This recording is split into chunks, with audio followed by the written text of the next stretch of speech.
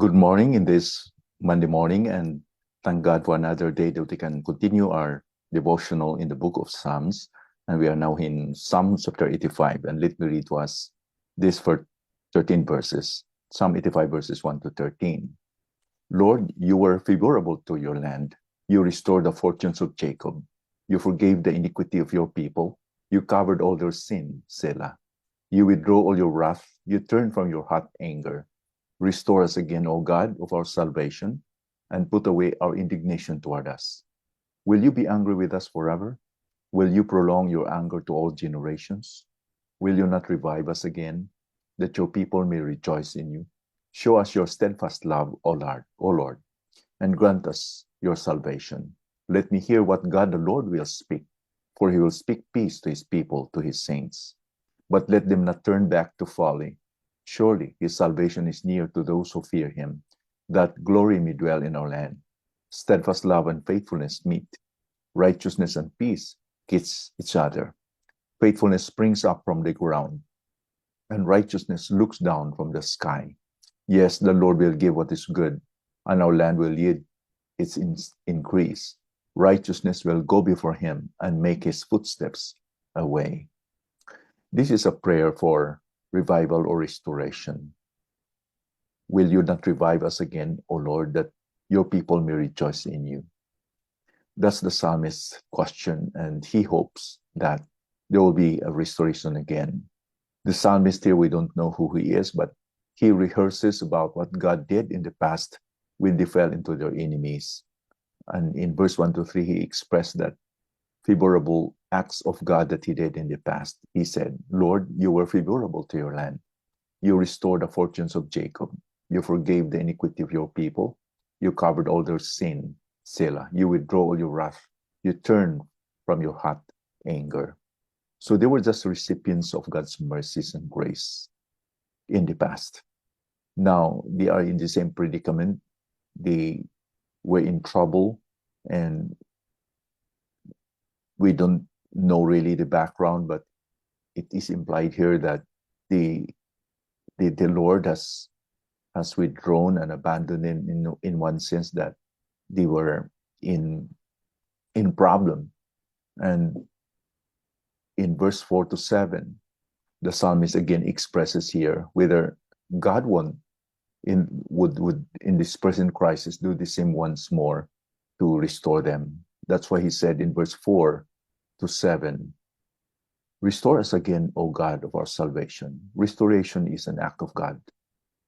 Revival is an act of God.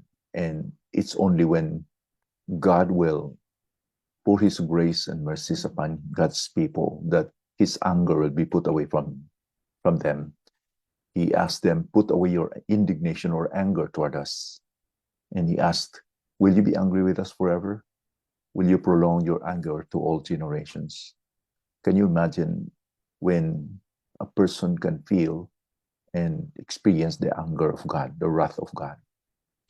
And in verse 6, will you not revive us again, that your people may rejoice in you? Impliedly, they were not rejoicing. They were in the state of grief and sadness and loneliness because the Lord has left them, in a sense that the Lord has not protected them from the consequences of their sins. In verse 7, they expressed their faith towards God's faithfulness when they prayed, or when the psalmist prayed, show us your steadfast love, O Lord, and grant us your salvation. He was just pleading here for God to be loving kind to them. This is the chastened love of God in the Old Testament, the special loving kindness of God. And he just banked on God's mercy and grace to grant them salvation. Salvation is from God. The psalmist hopes of the spiritual fellowship that only will result when the people are living in a right relationship with our God. He knows that even when they will ask this revival or restoration from the Lord, that they have to do something, that they will also fulfill a responsibility, that the steadfast love will flow down from God only, and the will experience it if they will also be faithful as God's people. They will repent and be back to their faithfulness unto God. So the steadfast love flows down from God and is met by covenant faithfulness as expressed by the psalmist here from verse 8 to verse 11. Let me read this very beautiful expression of God's faithfulness meeting with God, with the people's righteousness. The psalmist said, "Let me hear what God the Lord will speak, for he will speak peace to his people, to his saints, but let them not turn back to folly." It means that these people had repented of their sins, and there was this condition that the psalmist said, let them not turn back to their folly. They resolved to repent and be back in the righteousness before God. And in verse 9, surely his salvation is near to those who fear him. They express their fear or their reverence to God now. And the psalmist has been expressing here this assurance that the salvation of God will be experienced and that the glory may dwell in their land. And in verse 10, steadfast love and faithfulness met or meet. The chesed love of God and the faithfulness of God's people meet. Righteousness and peace kiss each other.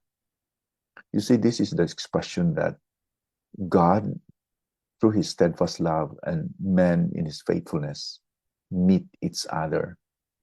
And this is a picture of the gospel. This is a picture of the cross. At the cross, the righteousness and the God's mercies meet together. It was there that the Lord poured his love toward us through his Son, the Lord Jesus Christ. But it was also that the Lord also provide justice and mercy, that we will not be punished and condemned in sin because of what Christ did. Righteousness and peace. There was this reconciliation happening at the cross. Verse 11, faithfulness springs up from the ground and righteousness looks down from the sky. In other words, when we talk about restoration of our souls before God, revival of our lives, revival of our fellowship with God, it is not automatic, folks. We have a responsibility to take. If we have sins in our hearts, we must confess it and repent and settle this with the Lord. The Lord will not revive our soul if we regard iniquity in our hearts. If we regard iniquity in our hearts, the Lord will not listen to us. In fact, it is the sin that separates us from God. If we cherish iniquity in our hearts, the Lord will not be happy with us. He will not listen to our prayers. Isn't it that Solomon said that if my people who are called by my name shall humble themselves and pray and seek my face, and they will be broken before the Lord. The promise of God is, I will hear their prayer and I will heal their land. That's why in verse 12 to 13, as God's people responded or will respond to God's steadfast love, there will be new dawn of fruitfulness. The blessings of God is poured afresh here in verse 12 to 13. What a beautiful truth to expect when there will be a true revival in our soul. Yes, the Lord will give what is good, and our land will yield its increase. Righteousness will go before him and make his footsteps a way. Now, through the nation of Israel, through the chosen people of God, this was true. When they repented of their sins and God blessed them, God gave them fruitfulness in their land. And they live in righteousness and in strong fellowship with their God. Spiritually speaking, if our lives are revived before the Lord, yes, there will be fruitfulness in our lives. This fruitfulness is not material fruitfulness necessarily, but it's the fruit of the Holy Spirit displayed in our lives. It's Christ-likeness that will be displayed in and through our lives. And there will be a healthy and vital and a fruitful, victorious Christian life that we can live, and we will be rejoicing for the fact that our relationship with God is restored once again. Now, if you are listening right now and then you've been away from God, we know that if your heart is cold before God, it's not a problem of God.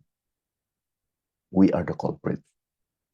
God is always there, but He's just waiting for us to repent of our sins, and that we are going to draw near unto Him. Let's draw near to God. Let's draw near unto Him because He's gracious and merciful, that we might obtain these blessings that He promised to us. Only when we are repentant, only when we have this resolve in our hearts, that we will be able to experience true revival.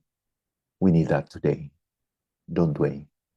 May it be that today there will be that fruitfulness, righteousness, and faithfulness in our lives as God's working of reviving our soul. This reviving is a work of God, of course, because of our submissive spirit, because we present our bodies as a living sacrifice before God. That's the only key that we'll be able to experience this life. He promises an abundant life, and this life will be yours and mine if we allow Him to work, the Holy Spirit to work in our lives, if we surrender to Him. Let us pray. Father, thank you for your word today. Lord, indeed, your promise of revival in our souls, Lord. Lord, we can just think of how a life that is devoted and committed to you can experience, Lord, this blessing that you promise in your word, Lord. Otherwise, there will be no sense of fulfillment and satisfaction, spiritual satisfaction apart from this, Lord. I pray that you will help us that today this truth will be true in our lives, Lord. Revive our souls today. Restore us. In Jesus' name we pray. Amen.